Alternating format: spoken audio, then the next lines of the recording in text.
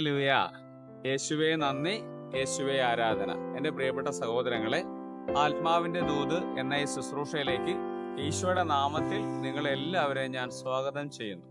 ഇന്ന് നമ്മളൊരു സ്വർഗസ്നായ പിതാവിൻ്റെ പ്രാർത്ഥന ചൊല്ലി കാഴ്ചവെക്കുന്നത് മെഡിസിന് പഠിക്കുന്ന എല്ലാ കുട്ടികളുടെയും നിയോഗങ്ങൾക്ക് വേണ്ടിയിട്ടാണ്. അവരുടെ പഠന മേഖലയിലും അവരുടെ സാഹചര്യങ്ങളെല്ലാം അവർക്ക് അനുകൂലമാകുന്ന രീതിയിൽ കർത്താവിൻ്റെ വലിയൊരു സ്വർഗീയമായ അഭിഷേകം അവരുടെ ജീവിതത്തിൽ നിറയാനായിട്ട് നമുക്ക് ആഗ്രഹിച്ച് പ്രാർത്ഥിക്കാം. സ്വർഗസ്നായ ഞങ്ങളുടെ പിതാവേ, അങ്ങയുടെ നാമം പൂജിതമാകണമേ, അങ്ങയുടെ രാജ്യം വരണമേ, അങ്ങയുടെ തിരുമനസ് സ്വർഗത്തിലെ പോലെ ഭൂമിയിലുമാകണമേ.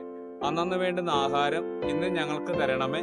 ഞങ്ങളോട് തെറ്റ് ചെയ്യുന്നവരോട് ഞങ്ങൾ ക്ഷമിക്കുന്നത് പോലെ ഞങ്ങളുടെ തെറ്റുകൾ ഞങ്ങളോടും ക്ഷമിക്കണമേ. ഞങ്ങളെ പ്രലോഭനങ്ങൾ ഉൾപ്പെടുത്തരുതേ, തിന്മയിൽ ഞങ്ങളെ രക്ഷിച്ചുകൊള്ളണമേ. ഹല്ലേലൂയ. യേശുവേ നന്ദി, യേശുവേ ആരാധന. ഇന്ന് നമ്മൾ ചിന്തിക്കുന്നത് സങ്കീർത്തന പുസ്തകം 56 അധ്യായം 8 തിരുവചനം.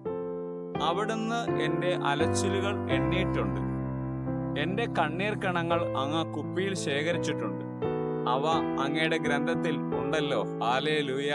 എൻ്റെ പ്രിയപ്പെട്ട സഹോദരങ്ങളെ, നമ്മുടെ അലച്ചിലുകളും നമ്മുടെ വേദനകളും നമ്മുടെ സങ്കടങ്ങളും കാണുന്ന ബൈബിളിലെ ഒരു കർത്താവിനെ കുറിച്ചാണ് നമ്മൾ ഇന്ന് പാടിക്കുന്നത്.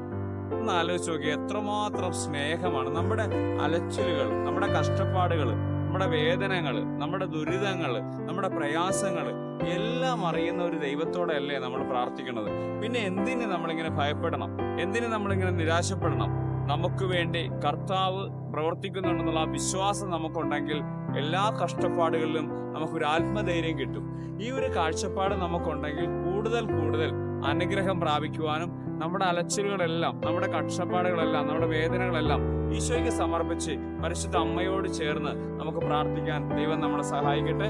ഈ ടോക്ക് കേൾക്കുന്ന എല്ലാവരുടെ അലച്ചിലുകളെല്ലാം മാറി അവർക്ക് സന്തോഷവും സമാധാനവും സർവ്വ സമൃദ്ധി ഉണ്ടാകട്ടെ എന്ന് യേശുവിന്റെ നാമത്തിൽ പ്രാർത്ഥിച്ചുകൊണ്ട് പിതാവിന്റെയും പുത്രന്റെയും പരിശുദ്ധാത്മാവിന്റെയും നാമത്തിൽ ആമേൻ.